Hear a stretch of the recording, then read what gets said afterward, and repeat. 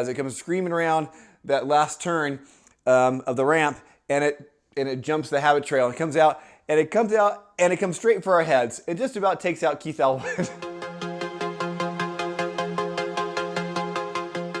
Hey everyone, you are not going to believe what happened last night. I had the opportunity to have Keith Elwin play my homebrew pinball machine. Bah!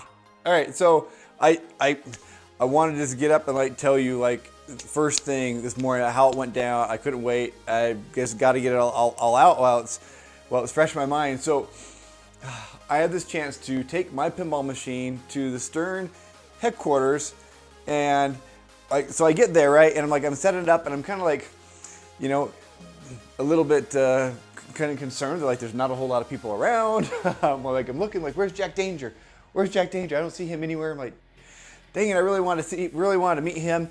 I've actually met him a couple of years ago at TPF, but I wanted to see him again. He's such a nice guy. We didn't really get a chance to talk much. Anyway, he wasn't there, but I'm setting up my pinball machine. I'm just so excited. One of my buddies is there with me, and he's not really helping me set up my machine, but whatever. He's like just checking out the factory, right? The little area that we could be in, and it's a big room, much bigger than like I remember like their last alley where they had Pinball Alley. It was a really big area. I'm setting up, but like all the other pinball machines are like cleared out. It's pretty much just my machine there on its own, lonesome, right? I set it up, and we get it all set up, and it's ready to go. And I think I'm like talking with my wife on the phone, and Keith Elwin. Then all of a sudden, because I'm waiting for him, he comes up, and I see him out of the corner of my eye. He just kind of plunges the ball and starts playing. I'm like, oh, okay. Turn around to watch, and immediately, first thing, I see him, he like short plunged a little bit, right? And the ball just like came right back down in the alley, and he looks over at me, and he's like, is that what it's supposed to do? Or is it supposed to be like a one-way gate up there, maybe, so like it doesn't come back down? I'm like, yeah, you're right. That's on my to-do list. I forgot. I'm supposed to put that in. I'm like pulling out paper and writing down like, yeah, no, there should be a one-way gate there. So just imagine there's a one-way gate, so the ball doesn't like come back down in the shooter lane. No big deal, He's like, okay. He plunges again, He's playing for a little bit, and he makes a comment about how the out lane on the right side is kind of wide open. The ball just kind of goes, and there's another spot there. He's like, so is this also where there should be a one-way gate? Because the ball from here can also lower down, can get back into the shooter lane. I'm like, yeah, no, you're right. Yeah, there's supposed to be a one-way gate there also. So I write that down. Like, yeah, there's supposed to be a one-way gate there also, Keith. I'm like, and actually, like over here, like on the left out lane, that's actually really the bad out lane. You see it kind of looks like the getaway. There's like this big curve and a couple of posts there. It's just like wide open. He looks at it, he's like, oh, yeah. I'm like, but there's a kickback there that kicks it back up on the playfield, I'm like, and you can spell rock, R-O-C-K, and I'm telling him about how it works, just kind of like Scott Denise's TNA, but a little bit different. He's like, oh, okay, all right, yeah, all right. You can tell he's like, not really like, I don't know, all the industry's like, oh, okay, yeah, cool. But I'm thinking, this did not start off well. This is not a great first experience, right? And I'm just like, okay, making notes, and he plays a little bit more, Then I look, and he just kind of stops, and he looks over at me, and then all of a sudden he pulls out this 3D printed piece that he's got. And I'm like, did he get that from my public files? It's like all in orange. Like he 3D printed this piece that I've got up on my public files. Like Keith has been following along on my build this whole time. And he takes it and he puts it, and I'll have to show you here in a second. I'll get closer, but he has the piece that basically changes how my primary ramp works. And so he puts it there and gets it to where, because there's supposed to be like a diverter in the shooter lane to go into that. And he puts that in there. I'm thinking, oh, okay, like he remembers that piece where I have to like be able to like just like test that ramp all the time and not have to worry about the diverter and just fire it straight from the shooter lane straight up in there. And he puts it in. I'm like, oh, awesome, yeah, okay, you wanna give that a try? All right, we're just gonna shoot straight into the ramp versus having to hit it during the normal gameplay. Okay, that way he can just plunge the ball straight into it. And then out of nowhere, Keith pulls out the largest lemon I've ever seen in my whole entire life. It's like huge, like almost softball size. It's big, but I mean, it makes sense because it's gonna be big just like the pinball itself is gonna be really huge for this part of the ramp, right? And so he gets it and he puts it in there and he plunges this giant lemon up through this, and it shoots out like on this like giant skee ball ramp. It goes up and it's going around. And if you remember, I've got this like giant like curly Q ramp. It's like serpentine all the way around, right? And it goes up, it goes through, excuse me, It goes through, and it comes around the upper left corner where it always goes really, really fast. It comes, and it skips the track. Like you've seen like those alpine slides. Like we've got them out here in Utah, an alpine slide. And it's these little slides, you go down the mountain, and you control the brakes, right?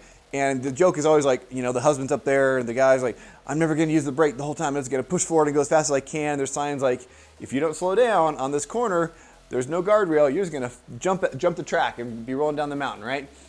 Well, that's what this giant lemon does. It comes screaming around that last turn of the ramp, and it jumps the habit trail. And it comes out, and it comes straight for our heads. It just about takes out Keith Elwin. He's like ducks, and I'm like, ah!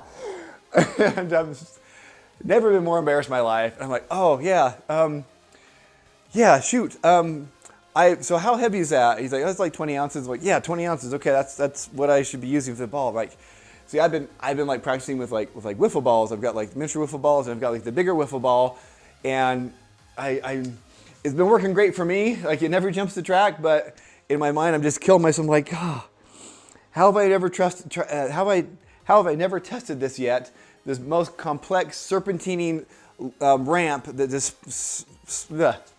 it just serpentines around and circles around so much, like with so much speed. How have I not ever tried this with the actual large skee ball sized pinball ball? I don't know how I've ever tried this. In my mind, I'm just like going like, oh, I'm so embarrassed. I'm like, guys, this is my one time with Keith Elwin, and I'm blowing it. I'm feeling so deflated. I'm like, yeah, oh, I should, yep, I'll do this. So 20 ounces, I write that down. Okay, 20 ounces, all right, yeah, I'll make sure I test that. And wow, you can tell he's kind of like backed away from the machine. Like, yeah, okay. Yeah, no, and I can tell he's like searching for like, some sort of a compliment, something positive to say about my machine that he's just like, I can tell he's like so underwhelmed. And I just feel my heart, my emotion, everything's kind of crushing. It's like, no, really, dang it, am I ever going to get this chance again to come back and have Keith play my game? Is he ever going to give it another try? Because I swear I'm going to fix these things. I'll get those one-way gates in, but I'll get them both in. And I'll get the right size ball, the giant, I guess, 1 pound and 4 ounce balls, what 20 ounces would be, and I'll get it there, guys. And I wake up in like almost like a dead sweat. And I wake up and I'm just like, and like I'm about to cry, honestly. Like I was about to cry. And okay, well, maybe not cry, but you ever have those dreams that feel so real, and you wake up and you're just like the emotions are still there. This is how I felt, guys. I woke up from this dream and I'm just like, no. And then I'm thinking about this. I'm like, oh, but he never even tried the center ramp. That's like the main thing is there's the center ramp, and you shoot that and it goes up over part of the ramp habit trail and back under another part of the habit trail. Like they're like crisscrossing like this, the two different ramps. Like they really are cool because they go together. He never even really tried that shot. At least I didn't see if he did. And so I just wake up and I'm just like, oh. I'm like, wow. And then it was like, what is up with this lemon? You have those dreams where like, first off, it starts out in like reality, right? And things are going great, and he's trying my machine, which by the way, there's no staircase in this pinball machine that he was trying. I don't know what the heck this machine was that he was trying in my dream, but it was not my Led Zeppelin. It was some other concoction I've never even thought of before in my life. And so we go from like a real world pinball machine, and he like soft plunges, and there's like this gap. And let me show you really fast. Again, as soon as I woke up, I've got my bed head, I just hurried and started sketching what I saw in my dream. So hopefully you can see this. If not, I'll just maybe take a picture and throw it up on the screen. But and obviously this is, I should have drawn it vertical, but whatever. I went sideways because there was so much going on with these ramps that I wanted to try to capture. But here's my little thing, he soft plunged. It was kind of like when he soft plunged and like the ball came back down. It wasn't like a super soft plunge. It was like almost like 80% plunge. But like, anyway, think of like Deadpool, right? And that shooter lane, it goes up, and there's not really an elevated ramp or anything. The ball, every once in a while, it can kind of bounce over that piece of metal and come back down the shooter lane. It was kind of like that type of thing, right? I was like, oh yeah, I didn't really account for that. It's in my mind. I remember thinking like, oh, it's just like Deadpool. But I didn't get it fixed like George did. George Goma's got his to work just fine, and mine's just coming back down. Like, okay, I need to put in like a gate or something. And then down here towards the bottom, by the in lanes and out lanes, there was like another path for the ball just to come back in to the shooter lane with like nothing stopping it. I'm like, oh, I probably need like a one-way gate there. Yeah, okay. And over here, this is like the curve kind of like getaway where the ball can just come down. And for some reason, there's 2 posts where the rubber is right there that like, I don't know what it's doing. And there's a kickback, but they would hit the rubbers and then the ball would probably just drain anyway. But here's the cool thing though, like the more I think about it, I'm like, I mean, anyway, one, the machine went from, you know, real size to suddenly like this giant like skee ball thing. Like it was like feeling like you've been to like McDonald's or somewhere and they have like those those playgrounds for the kids, right? And they're crawling through tunnels up and all around, a couple of stories while you're sitting there eating your burger, you know, trying to be the parent who's interested in their kid, but just letting them have like a free babysitter, the toy thing. Anyway, yeah, never did that. But suddenly my pinball machine was like that big. So again, if you can see this and imagine, I did my best to draw this. The ball would go from the shooter lane and there's like this diverter that could activate to where when you plunge, the ball can also just go straight immediately into this ramp, okay? And it goes into this ramp and it goes up around, circles around on top of itself. One more time, high again. I'm not sure, you have to have a very strong spring in this plunger to get the ball to go around this many loops and elevations. But it comes up and then comes back down, loops back, and this is this corner. This is that crazy hairpin corner where the ball just has so much speed that it jumped the track and flew at our heads. And the ball can come back down over here into this area where there's this outlane where there's a kickback. And the whole thought is that the ball can hit the kickback or maybe go into the shooter lane. If it goes in the shooter lane, if it's going fast enough, it goes to the shooter lane, you plunge again and whatever. I mean, I don't know what the rules for this thing would be. But if it goes a little bit softer, it comes out, it can fall maybe just a little bit short into the out lane. I'm not sure how that would really work in real life, but it can fall to an out lane where there's another kickback, just like on this side, so double kickbacks, and it would shoot it back up the opposite direction, back around the ramp. Anyway, so it wasn't a fever dream, but so he gets the lemon, he puts it in there, and then he punches that, and that thing goes up and around, and it's like going around something like as big as this whole entire room, spinning around, and then it comes ripping off that last quarter and comes straight for our heads and just about hits us. And that's where I'm just like most embarrassed I've ever been my whole entire life. My pinball machine almost killed Keith Elwin, and maybe that should have been the title of my video. Anyways, so yeah, it was interesting.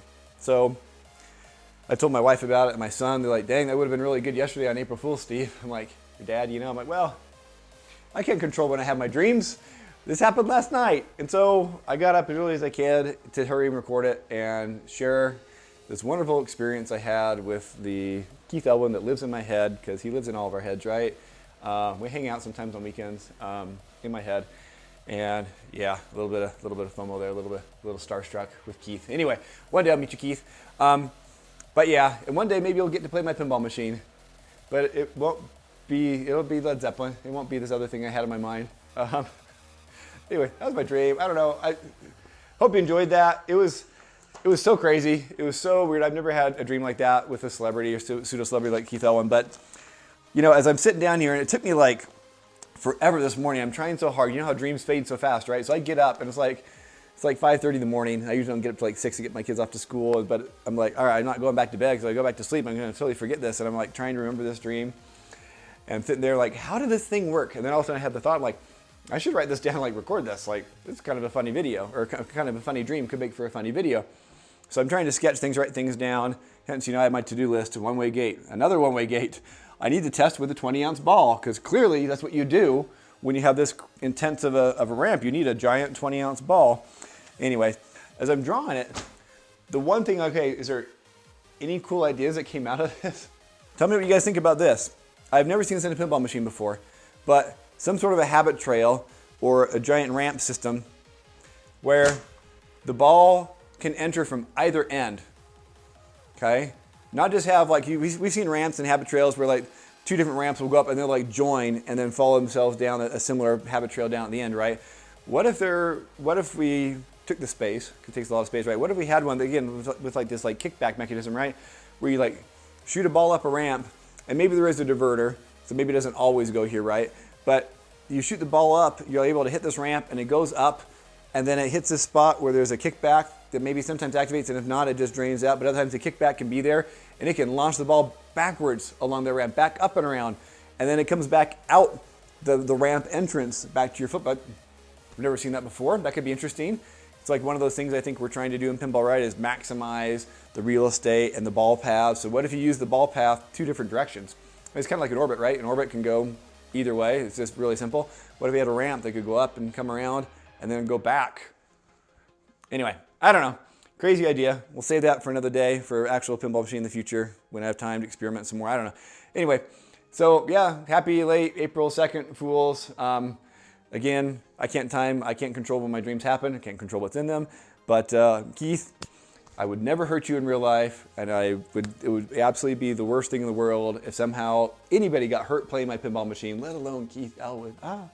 Man, the loss of the pinball world if that guy was taken out by a giant lemon coming around off of a giant skee ball size ramp in a giant pinball machine that never existed except for inside my crazy little mind. Anyway, there you go, guys. Hope you enjoyed the rest of your day. And yeah, thanks for tuning in. And take care, everybody. Thanks for watching. See you next time. Happy Aprils. We'll talk to you later. Bye-bye.